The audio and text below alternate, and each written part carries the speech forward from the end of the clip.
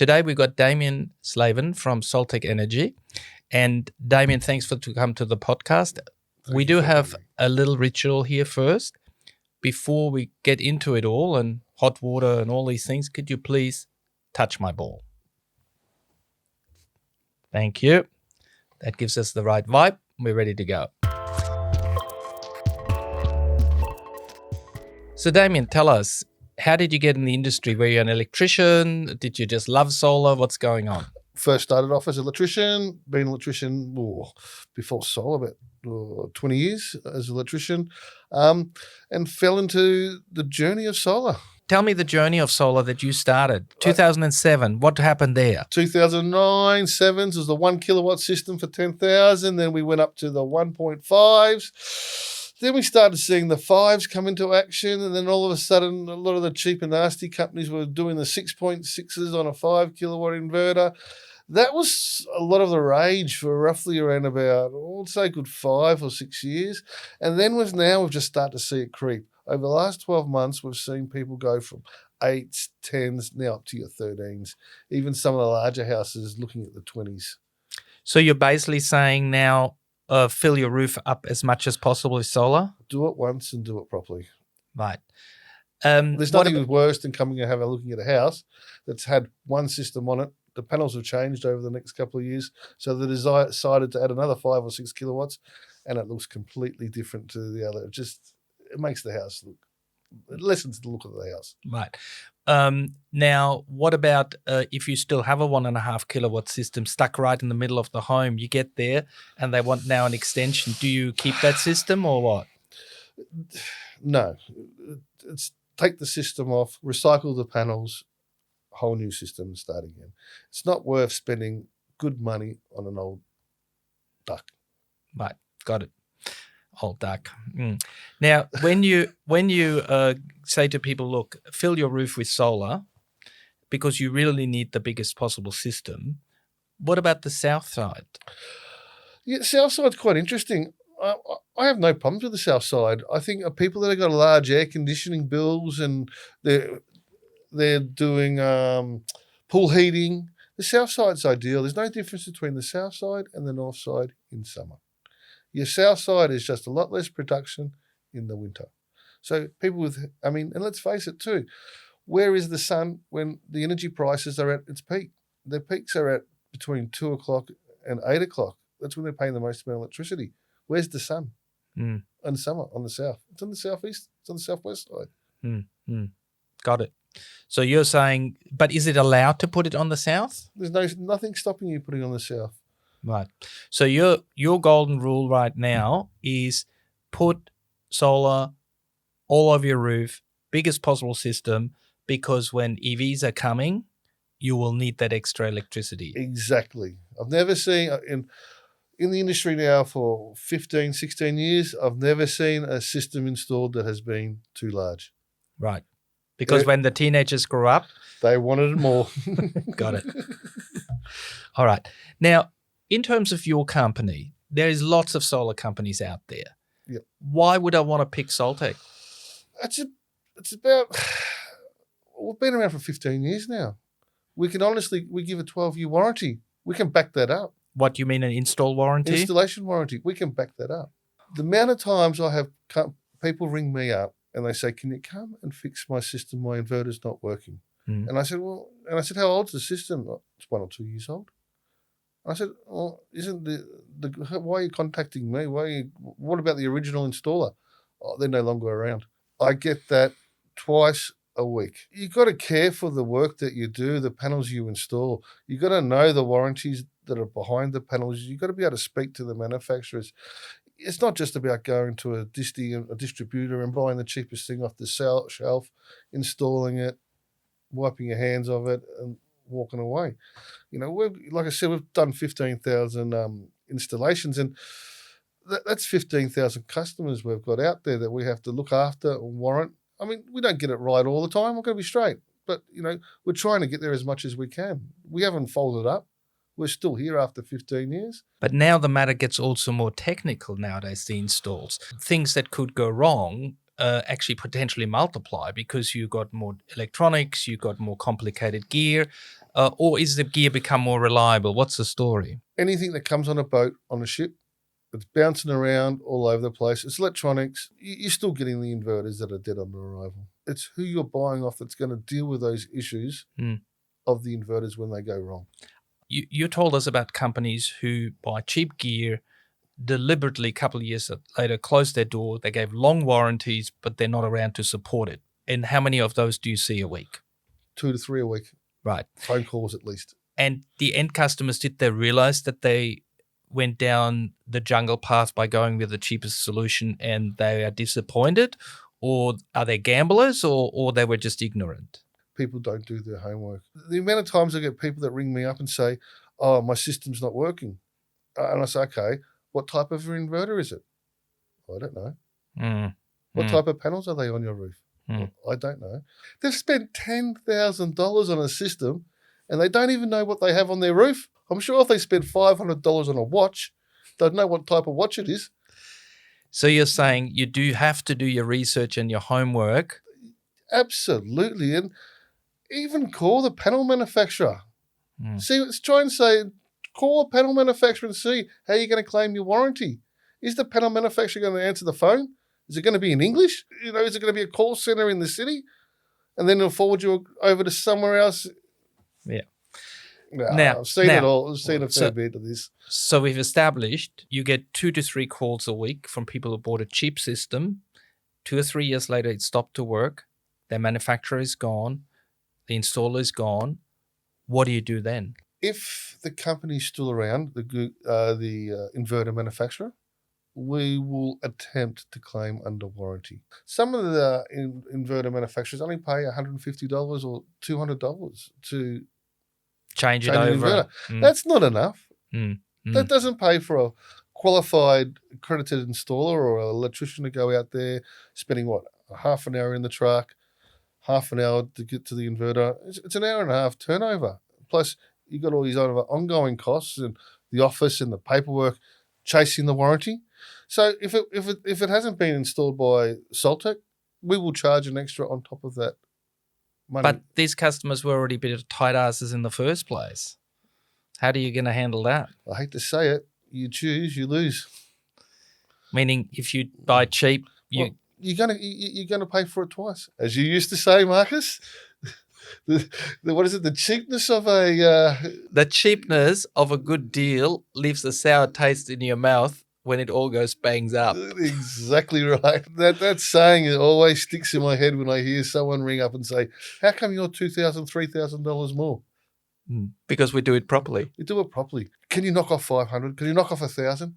I'm just thinking, well, that's my profit margin, and I need that profit margin because you're going to could potentially call me up in 5 years' time, and you've changed your Wi-Fi, and you want me to come out and fix your Wi-Fi up, or or something's gone wrong with the system, or you need advice on something, or anything. You need that money in the business to be able to honour the warranty. Right. There's no good selling something and not making a profit, because if you're not making a profit, you're not going to be around, are you? And that reminds me, I just thought of something out there. With people talk about warranties on solar systems, 25-year warranties. If you read those warranties, a lot of them are not transferable. So when you sell it to another person, that warranty is no longer applicable on a 25-year warranty. But I can undo the panels and bring you to a new house. That's going to cost you more than the installation of a brand new system. So that's not worth it, is it? It's not worth it. Because you got to remember, a lot of the people have worked out, Australians we seem to sell a house every 10 to 15 years. So they can offer a 25-year warranty, can't they? To sell the house in 25 years. So you better get the right system for your home. Correct. And if you sell it, you can actually show to the new owner that you got a quality system. Correct, with a transferable warranty. So the new warranty, or the new owner will get the new warranty. Correct. That's good to know. What I kind of surprised sometimes is, out of a normal solar system in Sydney, average size, the minimum saving you will get is about $1,600. Minimum. Yeah, I'd agree with that. And if you have the difference between a quality system and a cheap system, maybe being $3,000, you got only 2 years waiting time between the two systems, but one will last at least 10 years longer. Why people don't get that math? Because solar is still relatively new and people are still driven by the low cost of a product. They still think solar products are all the same. They don't know what they're comparing. Because from the bottom to the roof, it just looks like a little black piece of square, is it? Exactly. It's a dollar sign. Right. They don't understand the difference in temperature coefficients. They don't understand the That means the performance in hot weather. Hot weather. You can have up to 10% difference in a temperature coefficient on a good panel and bad panel. I'm sure I'd want that 10% if I'm running my air conditioner during the daytime or I'm topping my battery up. So it is really, I mean, what would be a good comparison? But I think in the olden days, you were able to buy a screwdriver for $1.20 and you got a Stanley for $10. Yep. And the $1.20 one, the little corner would break up as soon as you get a slightly. Turn it, it would break off. Break off. Yeah. And there are differences like that in solar, is absolutely. Into the glass thickness on the panels, to the hail it can carry, to the wind loading, to the salt in the air, to even the materials they're using on the backing sheets. It's just a major difference. Let's play a little game. We've got a system, a cheap installed system, but the customer hasn't actually worked out that it was really a crap install. You as an inspector will go there, check it out, and we'll go, this is this and this and this. Let's play a ping pong game of how you can make a solar system appear fine on the surface, but deep inside it's got a lot of crap. I'll start. See if you can think of one as well. And if not, I got 6 or 7 up my sleeve. I'm going to win that race. So let's see how we rip off the customer as a cheap solar company and get away with it. I will use, wherever I should really use the proper Sikaflex for insulation and waterproofing, I use the cheap $2.50, $2 shop silicone because you wouldn't know the difference in the first 3 years. Okay, right. Plastic cable ties because you won't expend the money on the stainless steel cable ties. And the problem with them is actually they crack after a few years, then they wash down into the gutter. Absolutely. And they actually block your gutter on top of it. Correct. Not only do they not hold the cables anymore, they block your gutter. I've seen it. What about stainless steel and galvanized screws and saddles on the conduits on the externals of walls instead of using just zinc? Yes. Rusted up over 2 years. Gone. You can paint over them again and again, and the rust will always come through. Exactly. What about I don't actually run proper conduits, and I'll just throw the cable inside the wall cavity, and you wouldn't know the difference, even so I've now just broken the rules. Not using joiners. Not using mid clamps, using mid clamps with egg clamps and vice versa. Not using the proper fittings. Not torquing up your mids and your ends to the proper torque. That means the tightness that you screw. Of the nuts. So if you over screw it and make it too tight, 2 years later, your panel suddenly cracks the glass. The manufacturer goes, not our mistake. The installer is not there. And you go, oh, I've got to pay for that? Exactly. What about just... what about the racking, the quality of racking? People don't ask, what sort of racking do you use? Nobody ever asked. It's under the panel. Who cares? Can't see it. Yeah. But does it make a diff? It makes a major difference. What sort of warranty do you have with your racking? How close to the beach are you? Tilt legs. If you're tilting, how many tilt legs are you going to put on a system? I save money by doing less. Yeah, panels just not even lining up. Panels off skew whiffed. Rails that aren't even cut back to the to 25 or 30 mil of the edge of the panel. Nice houses you've seen, black tiles, silver rails. Just no care to slap the system up. How about what's the difference between a black rail and a silver rail? $5. But it looks much more smick.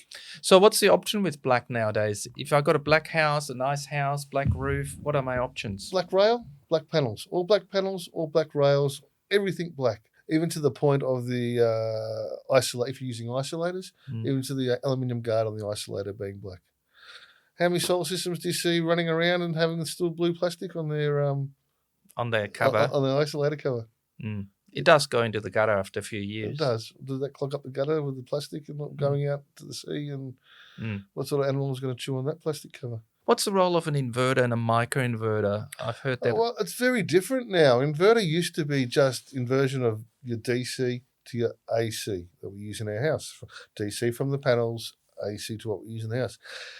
The inverter now is seeming, depending on the systems, is seeming to become the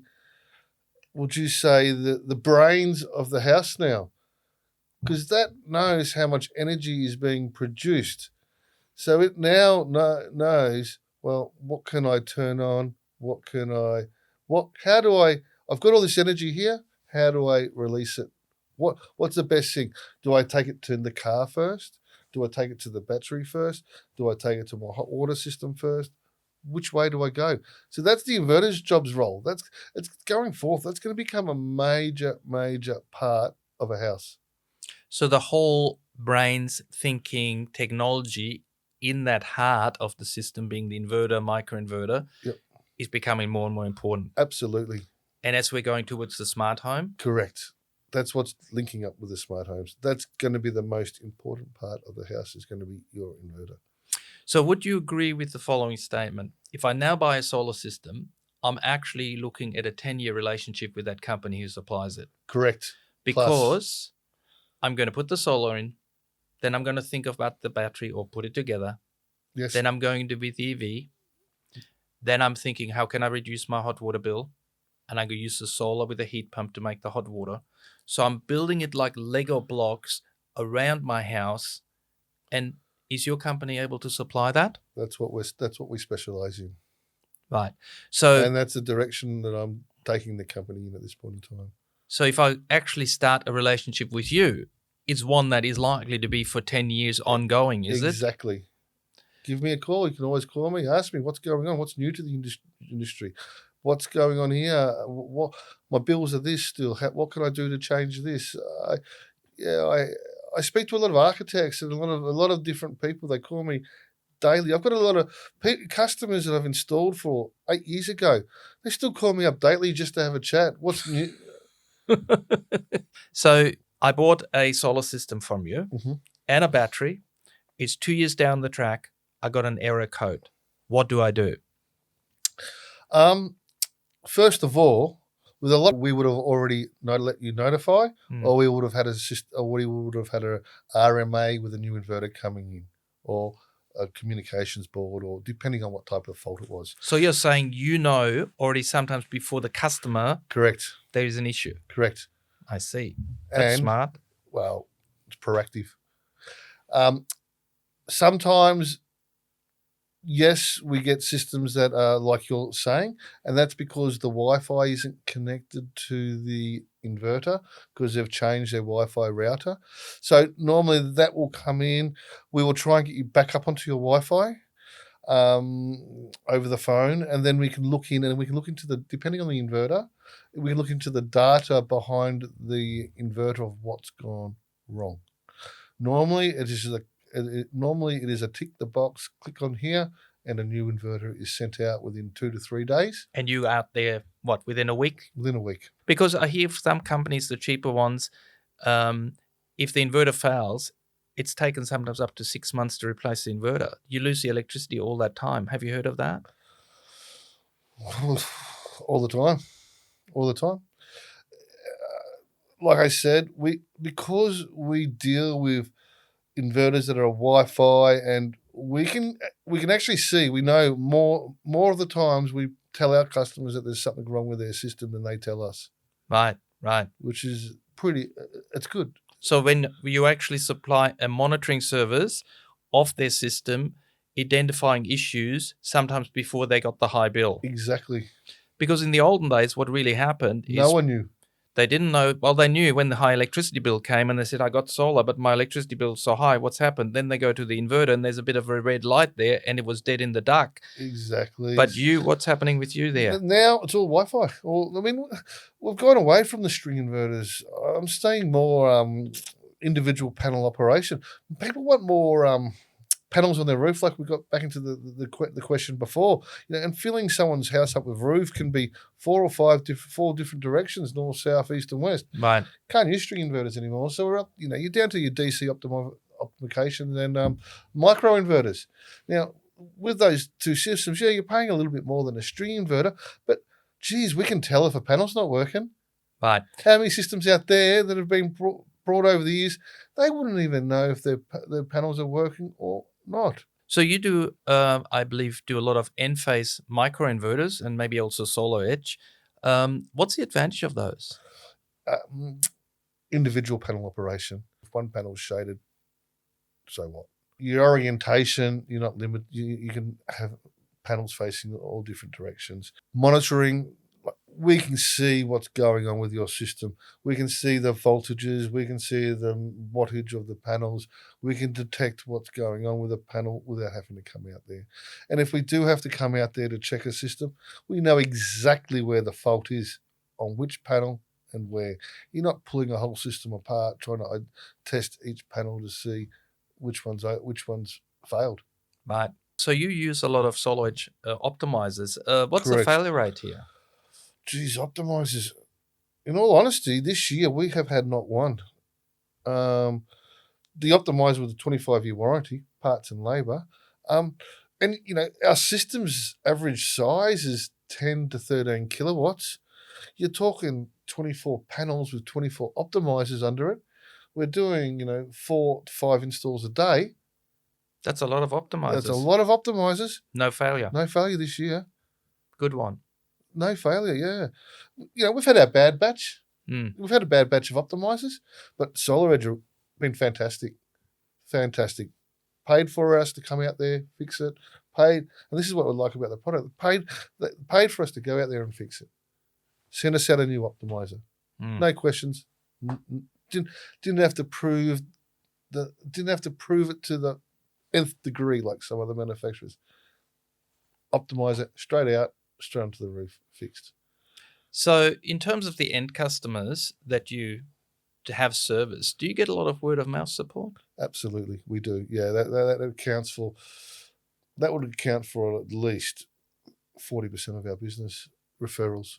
Referral business is referral business. Yes, we get at least 3 to 4 phone calls a day on referrals.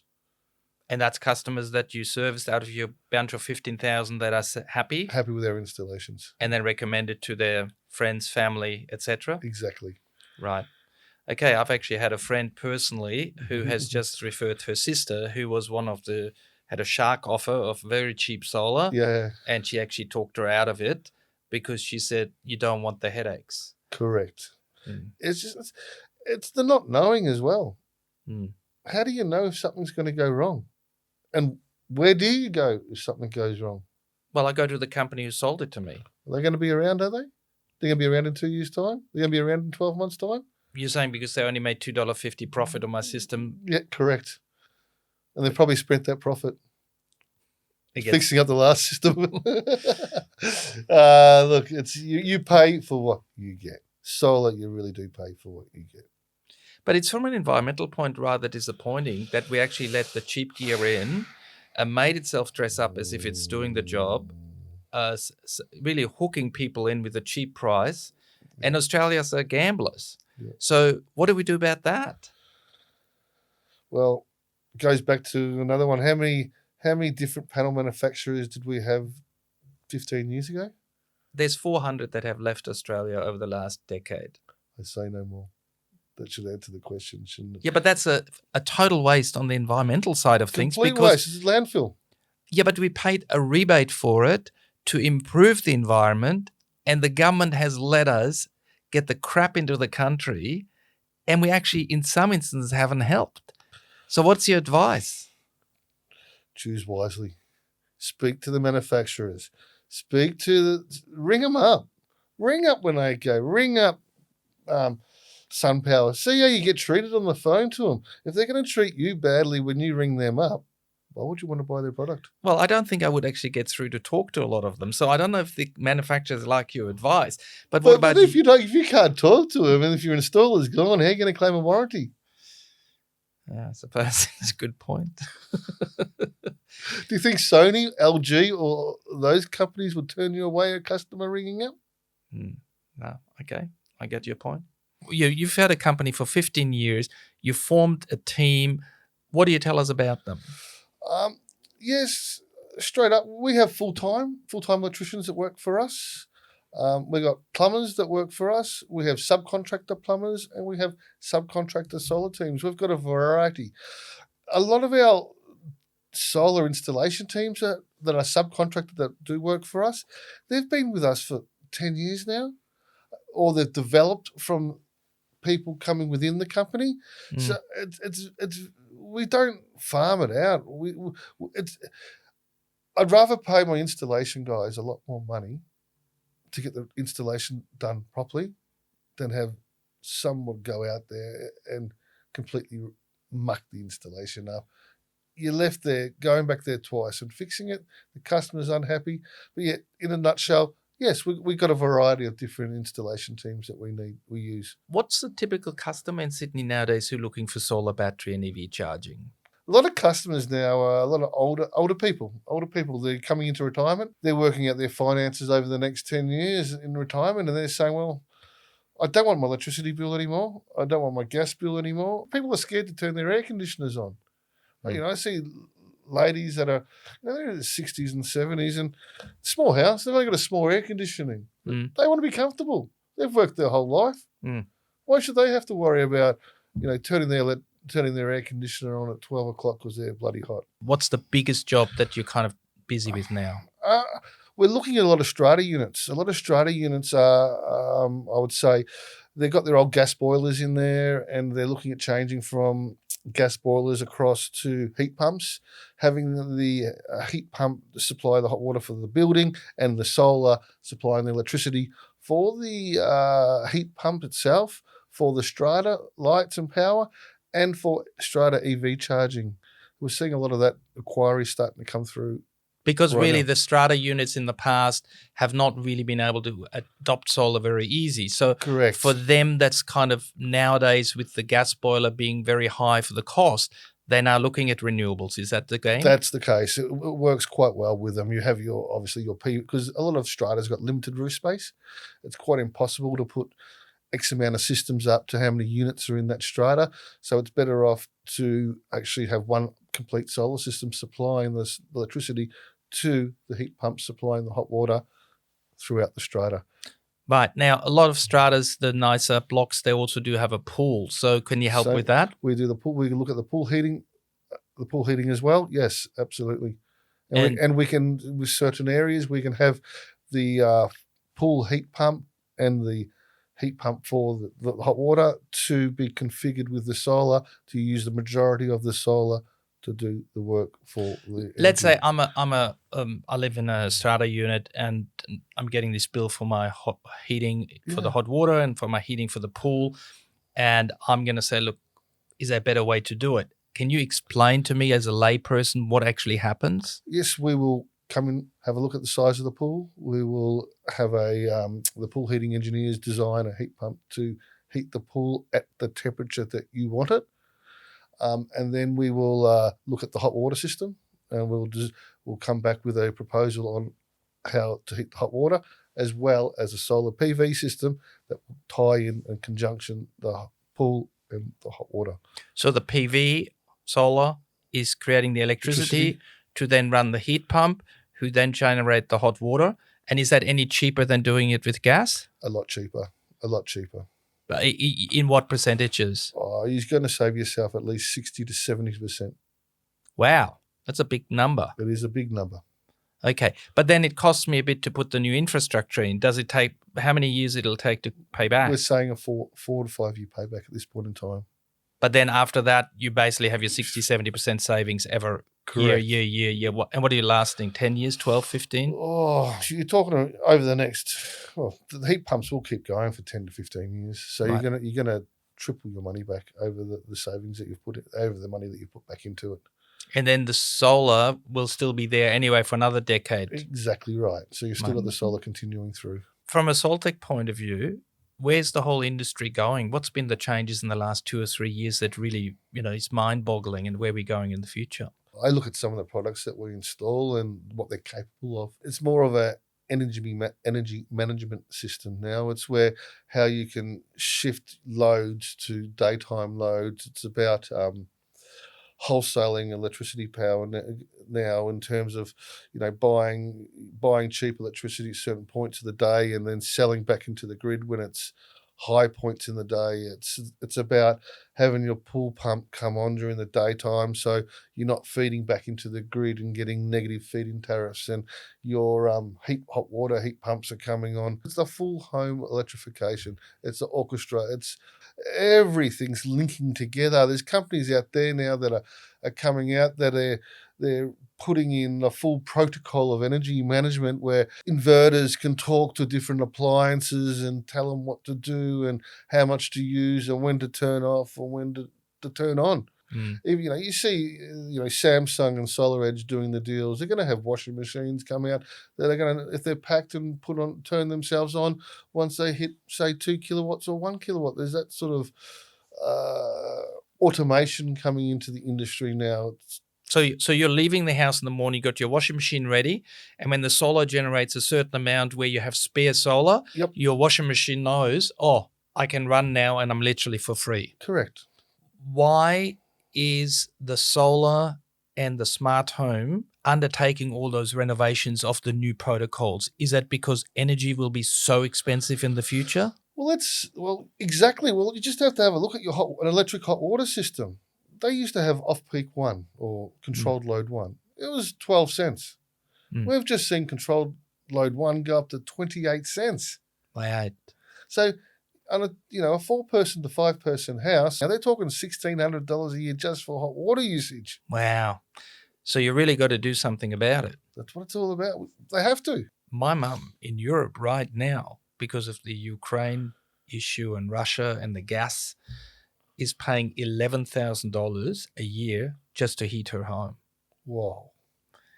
So my point is, if Australians think the electricity is high, go and watch what might come down the track. Exactly. Well, I can't see it coming down in the near future.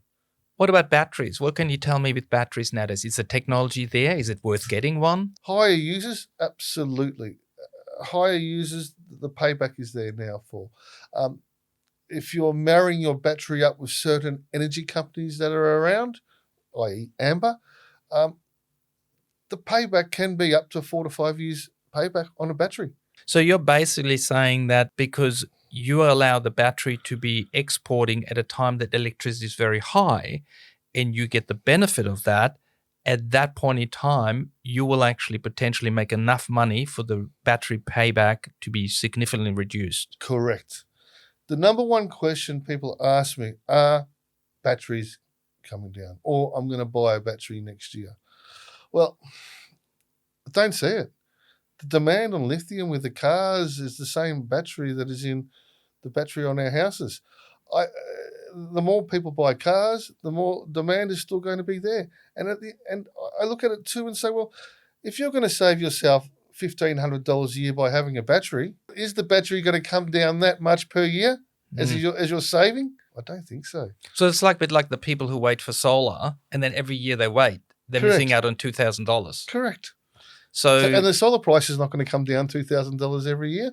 If it is, well, it's some sort of panel that we don't know where it comes from. So if you're thinking about solar and you haven't really jumped ahead yet, and you get your big electricity every time, and you one day think maybe I should do it, what's your advice? Well, your money's going to be better spent on the roof than it is left in the bank. Because you're making money with solar? Correct. So coming back to the initial question, is the battery worth it? Absolutely. Are you going to be looking at an electric car coming down the track? There's no choice. We all have to have them down the track. Exactly right. So isn't that car going to become a part of the house battery system as well? Are you going to be looking at a battery to charge cheap energy from the grid? Maybe charge it back into your car. Maybe from the sun straight into your car, diverting it without going out to the grid. So you're saying I can have my solar, I put it in the battery charges my car, my electricity bill goes down, and I have a lot of savings. So the battery is actually, in that case, when you have an EV, very much worth it. Absolutely. If you can buy electricity at 1 or 2 cents a kilowatt hour during the daytime, which is what it's going to cost me through my battery. Exactly, because the more we're starting to see it, the more renewables that are coming online during the daytime, the cheaper electricity is getting. Mm. And they don't want your power from your solar system during the daytime. So battery or your car plugged up to your system and feeding that directly into your car. Is a home storage batteries installation straightforward and easy? Can anybody do it? No, you got to know what you're doing. You got to know the location of the battery, where the battery is going. You got to know how to wire it up, your backup. You got to know your kilowatts. You got to know your phases. You got to know you really got to know what's going on within the house and the house wiring. And not every house is wired up as a nice electrical switchboard to work on. You're saying there are still some rough diamonds out There's there? asbestos boards everywhere. Every second day there's an asbestos board we see. And a lot of the boards you see are working on, they're just not up to date. Mm. And it brings me to another one. Solar. You go to a person's house, and we like to get out and see our customers. Mm. That's what we want to do. We want to see their. We don't want to go out there and quote them off the bloody satellites. And then get there, open their switchboard. They've got no service fuses, or their cable to the street's wrong. The poor customer then is going to get stuck with $3,000 or $4,000 extra of level 2. And then who's going to explain that to the customer? You've quoted them solar, but you never came out to have a look at it. Then all of a sudden they've gone to put the solar meter on, and they're up for another $3,000 or $4,000 because their board doesn't comply. So that's for the meter upgrade. Correct. And the switchboard upgrade. So you come out, have a look at it, and make sure that it all works in the first place. Correct. And what about if there is a meter upgrade required? We do. We look after all that work for them, but and we will tell them if there's a problem with the switchboard. Prepare them. Let them know that, hey, you don't have service fuses. You need to have these installed first. These are the costs. Yeah, we got our level 2 electricians that we work with too. That if they want to come through us, we can arrange for their incoming consumer mains to be upgraded, or their earth stakes, or whatever needs to be done. We can arrange to get that all done as a part of the service. But I guess it's initially saying to somebody, oh, they've saved up for solar. They've got 8,000. They were putting their solar system on. But all of a sudden, their switchboard doesn't conform. Well, you're going to slug them another. They're going to pay another $4,000 to bring them up to date. Well, that can leave people really, really upset. So we let them know before they go ahead with the solar, because if they've got additional works to be done on their switchboard. So you're basically saying that there are very old switchboards available in Sydney, and if you want to have solar, you have to better have somebody out to check the switchboard. Absolutely. You're finding old ones? Everywhere. Mm. Everywhere we find a lot of old switchboards. At least 2 to 3 a week we would find. Mm. And it's nobody spent money on them for the last, 20, 30 years? Exactly. Mm. And changing that meter over, because the meter is owned by the retailer, they won't touch the switchboard if it doesn't comply. So with other words, it's not really you who's forcing them to go into a new switchboard. It is the energy retailer who wants to upgrade the safety of the grid overall, which says this is too old, we won't be able to do it. Correct. How can you tell that from looking at a satellite picture on a phone, or a satellite picture on a computer? So you're saying some companies just quote via satellite image, Correct. is it? Correct. And then good luck. Good luck. And surprise. Got that. Okay. Well, look, Damien, I really appreciate today. I'm sure we'll be able to, inform our customers a little bit about the whole solar journey. I really appreciate you coming.